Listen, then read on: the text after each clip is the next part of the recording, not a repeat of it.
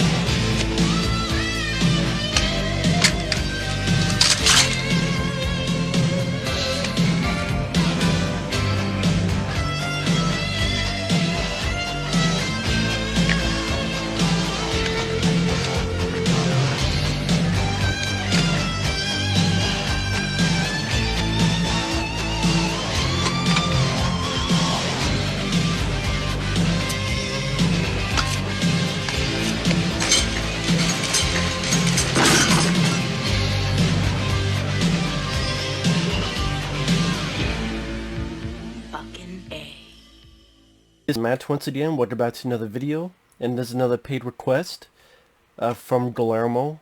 First off, thank you so much, Guillermo. You've been very generous. He sent in a lot of requests. I really do appreciate that. Thank you so much. And for anyone who wants to send in a request, it could be a review, a topic, a re-review, reaction, something random. Could be pretty much anything. Feel free to send it either directly to my PayPal or join my Patreon. Both those links are down below in the info box. I'll get to it as soon as I can.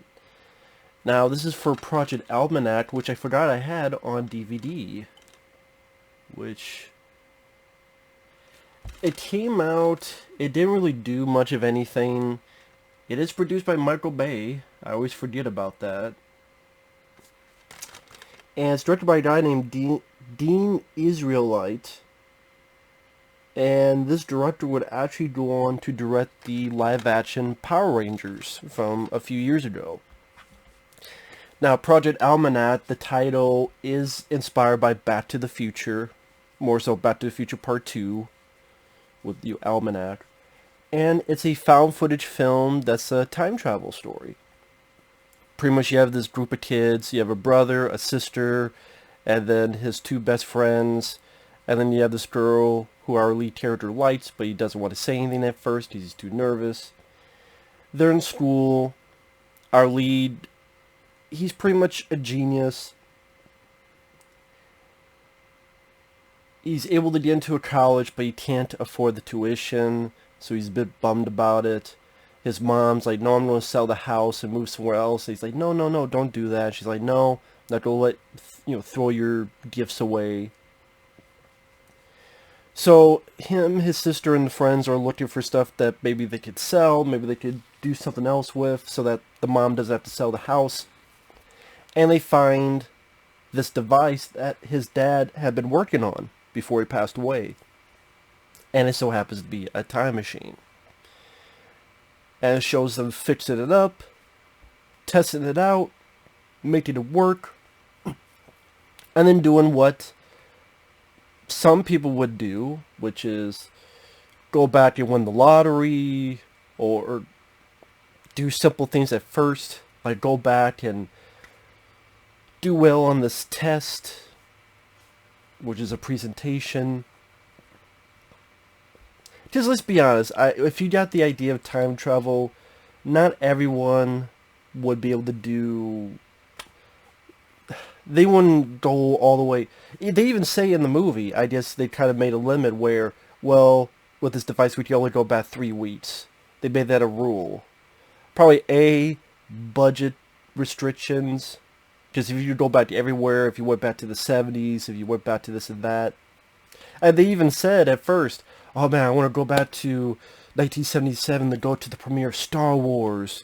And I want to go back and meet Albert Einstein. And it's like, no, this can only go back 3 weeks, at least right now. So I thought it was the right decision to make that, okay, that's a rule. Just the thing with time travel stories, almost every one of them, there's always wanty stuff with it. Because time travel doesn't exist, and when you think of time travel, you go, well, wait a minute, if you change this, then ultimately you would not have been able to find the device, and if you don't find the device, then you wouldn't have been able to go back in time, which means you wouldn't be here. It's just a lot of questions that get raised in detailing that. Like even the Terminator. Well, how could John Connor send him back in time if the very first way of going through, John Connor was never a thing, and John Connor's only thing if you send someone back in time, and how did John Connor ever fucking figure out that, well, if I send this guy back, that guy's my dad? The idea the very first time through, there's certain things it's called, whether it be theories, whether it be, again, I don't want to turn this to a seminar on time travel. So you have to do the best that you can with it. I will say this movie does break its own rules from time to time, which I'll get to, and that is an annoyance. But I do think Back to the Future, even Time Cop, even, they try to do a better job of it compared to this. Overall, I didn't mind the film. I would just say I didn't mind the film. Yes, it's found footage, but I thought, number one, the actors were not too bad. Thought the actors were fairly decent. I don't really have any problems with them. Believe me, there's a lot of found footage films where you look at the characters and the actors and you go, holy shit. I don't think that's the case in this. I wouldn't say they were great, but they were fine. For the most part, the movie is fairly lighthearted. When I first saw this, I was a bit surprised by that. But kind of a good way. And I think in retrospect, part of me thinks this should have just been a comedy. Or like a lighthearted all the way through. Because, again, it's fairly lighthearted, and it's only until it feels like the last 15 minutes where things get serious.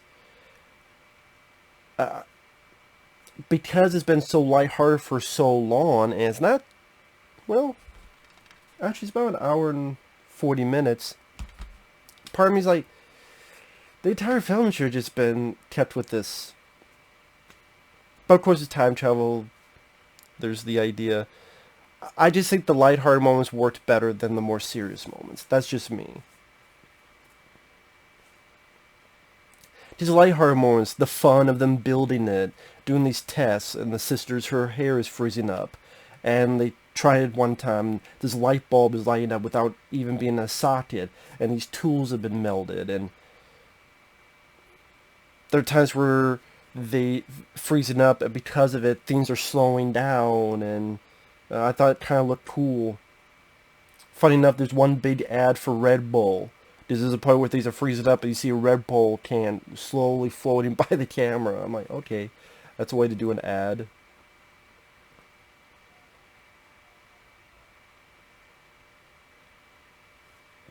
There's references to time travel films. I mean, like I said, the title, that's definitely an ode to Back to the Future 2, and they do call it Project Almanac. Because Martin McFly buys the Almanac, and that's when things go up shit creek. There's a point you see someone watching Bill and Ted's Excellent Adventure. There's a point where someone goes, how come you never seen Time Cop? So, there's references to the other films. And instead, they test it on themselves. At one point, they go back to yesterday, and one's drawing on his own neck, and almost phases out of reality. So they realize, hey, don't mess with yourself. Or they help with a presentation, they help with a bully. Probably my favorite bit, because there's that question, well, why don't you win the lottery? They do try to go for the lottery, and they feel like, oh yeah, we did it. And it's like, oh, well, you won $1 million. And they're like, whoa, no, it's 50 million. No, you got 4 out of 5 numbers right. And I'm like, what? And they looked at us like, what the fuck? You put that down? They didn't say fuck, but what, you put that down? Yeah, that's what you told me. No, it's supposed to be a 9. And so they won the lottery, and then some were like pissed. And then someone else like, come on, why are you guys so sad? You guys won $1 million. And people like pissed. Like, granted, I don't know why they don't go back to change that, because they do it with other stuff. And that's what I mean by one of the flaws with the film is the rules that it set itself up are pretty wonky. On one side, they say if you go back, there's going to be a version of yourself.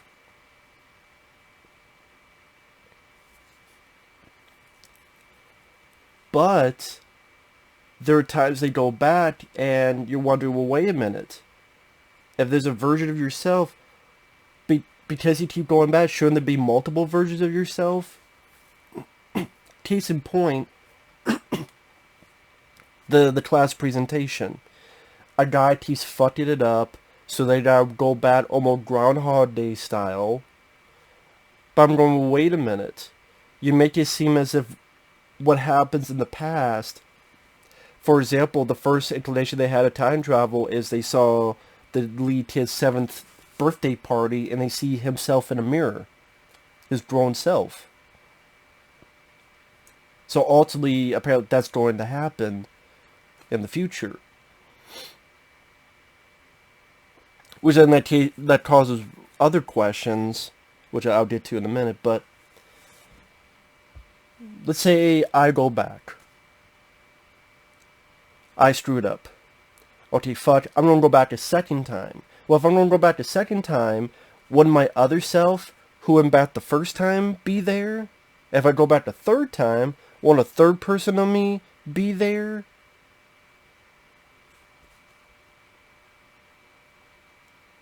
But it doesn't really follow that. But it seems like it does that for other stuff. So it seems like it just wants to play around with that whenever it feels like it, whatever is convenient. And also, like I said before, you're going back multiple times so a guy can be successful at his class presentation. Why don't you go back and win the lottery? Oh, get the numbers right, and now you won the 50 million. So I don't really understand why they didn't do that. But whatever. And like I say, for the most part, they're being lighthearted. There's a part of the story is the lead is in love with this girl, and at one point, all of them go back to this concert. She tries to hit on our lead. The lead is oblivious about it. Which is strange the way it's filmed, because apparently the sister was filming this the whole time. The sister was filming her own brother talking with this girl and ready to maybe get the smack on. So I'm like, well, why is the sister filming that? Oh, we have to because it's found footage, and if we don't, then that shot's dead in the movie. But he then later goes back, and this time he's going to kiss her. Where's his other self? That there should be 2 versions of this guy. And I'm like, well, where's the other version? Because, again, he goes back, and the other people are there from last time. Which, again, goes back to when the class presentation, where, it's almost as if they think time travel is like Quantum Leap, and, oh, I went back, but it's not. I know I'm confusing people, but then there's certain things that just, wait a minute, if you guys went back a few weeks to the concert, you guys are there, and then later you go back again, and the other guys are there, but where's your other self? Your other self somehow disappears, conveniently, even though you're in the same spot you were before, but where's your number, again. people may not think it's a big deal, but there are questions where you set up certain rules and then you break them, and then you think the audience is too stupid to not notice, and you go, that just comes off as lazy writing. Jason, Harry, Pagan, and Andrew Deutschman. Yeah, I do think the script would have been a bit better in that aspect. Sorry about the clearing of the throat. So, at least over an hour and 15 goes by, and it's, like I said, mostly been lighthearted. But then he goes back, and then when he gets back to the present time, apparently there's been some basketball player got his leg broken, and then this plane crashed. And it did, this part was confusing to me as well. Because he gets back, and then people go, well, wait a minute, there's this plane crash. How come we don't remember this? What happened? And the way the movie tells us, the reason that ripple butterfly effect happened, where there was a blackout, and a basketball player broke his leg, and he wasn't at the game, so the father wasn't at the game, and the father was a pilot, so the father was flying this plane, and then he accidentally fucking crashed the plane, so a lot of people died, and then apparently all this other stuff has happened around the world. The movies make it seem as if, oh, it's because I went back and kissed her at that festival. And then the other group, they don't know this yet, they go, oh, it must have been when we went to the festival. Which makes no sense, because the guy broke his leg on the blackout when they did the very first test. Or the first big test. Because they did the first big test, this big blackout happened, and that's when the guy apparently broke his leg. It had nothing to do with you guys going back to the festival, because you went back to the festival during the day. It had nothing to do with you going back to kiss the girl. It was when you guys did it the first time in the blackout. But yet the movies make us think it was this other... That's what I mean, the writing in this... There's a lot of stuff that just illogical... Granted, time travel doesn't exist, but a lot of stuff is like doesn't add up. I do think the script is the biggest problem with this.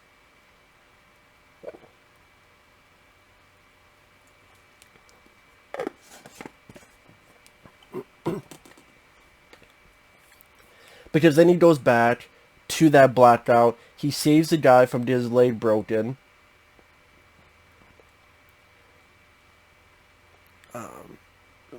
One thing leads to another. He goes back again. The girl who went with him and the girl from that time, they see each other, they phase out, so she's disappeared. So now he's going to go back one more time. He's going to go back one more time, and that happens to be the 7th birthday.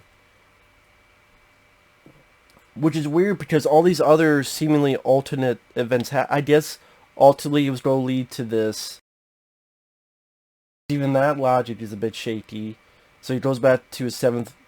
Because now he's worked it that he can't go back all that far back in time. Talked with his dad. And he destroys the stuff, and that's what makes him phase out of existence, I guess. But then, I guess, he accidentally left his camera behind?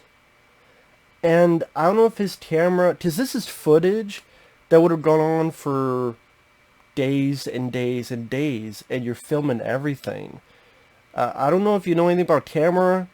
They don't have that much fucking room to film days and days and days worth. What did he do? Did he sit down and edit all this shit together? This film? Did he edit all this together and left it in the camera? Because that camera's been left. Cut to is now the other current time where he's gotten... He doesn't have enough for tuition. The brother and sister are looking around. They find the device, which I don't know why, because I thought it would be destroyed. That was the point, that you would destroy the shit. But apparently not this time either. Which maybe know what the fuck. I'm trying to remember what the fuck was the lead character burning. I'm trying to remember what the fuck was the lead character burning. It must have been the blueprints. But why would you not destroy the device itself? You want to destroy the blueprints, but you don't destroy the device itself? Okay. I don't get that, but whatever. So they find a device, and then they find this camera, and apparently all this footage is on the camera. It's not like a bag with a bunch of tapes. Or like a bunch of chips. No. This must have been all edited into one fucking camera, and they watched it all. So then he goes up to the girl he likes. He's like, what's going on? And apparently he saw the whole thing. He knows what's all up. And he goes, yeah, I think we're going to change the world.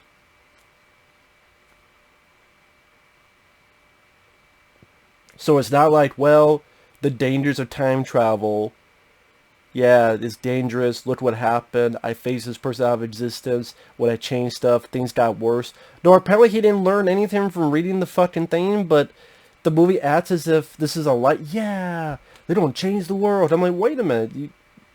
The movie is detailing us that the dangers of time travel don't utilize time travel.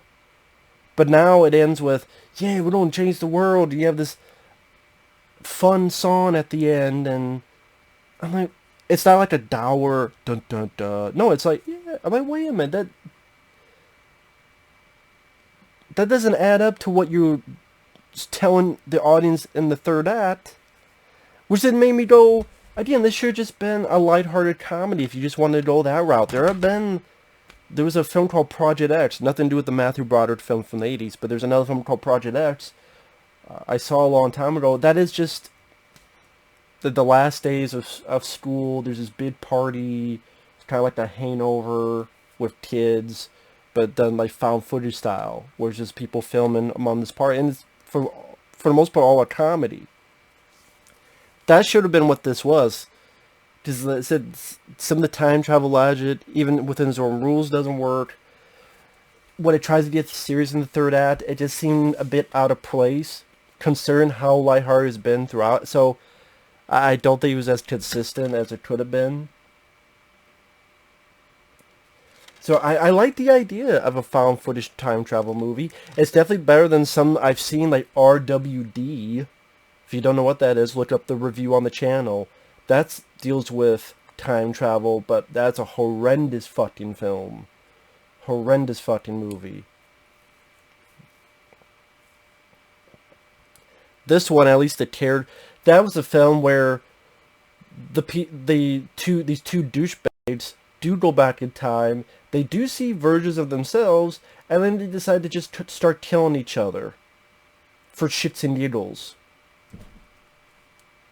Yeah. Again, don't watch my review of RWD if you're wondering what the fuck. RWD for rewind. But either way, Project Almanac, overall I didn't mind it. I didn't mind some of the visuals during the time travel elements. I do think it's a little bit ambitious. I do think the first half is better than the second half. I think the acting's not too bad. Like I said, I like some of the little references. There are moments that did make me chuckle, like the lottery sequence. I do think it falls a little bit apart in the third act. I think some of the time travel logic it's breaking its own rules. Like, you want to be Groundhog Day, but then that doesn't add up with other scenes, and then I think the writing needed more work. And it's weird that this director would go on to do the Power Rangers movie, which I actually didn't mind. But how one leads to the other is, like, again, a bit weird. But yeah, with that said, it's not a bad film. It doesn't end in a bad way. As in, like, a downbeat way. It doesn't do that.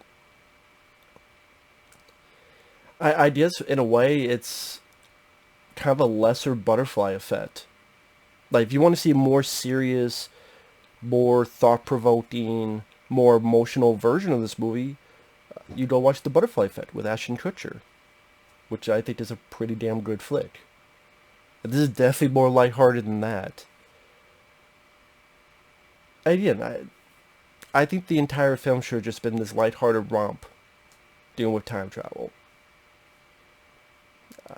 In my opinion, it would have been more successful. Because at the end, like I said, it's not like it goes into, these are the days of time travel, so now we're going to choose not to do this. No. They watch the footage, and then they still decide, oh yeah, this is... Which... Whatever. So with that said, thanks for watching. Take care. We'll see you guys later. Bye-bye.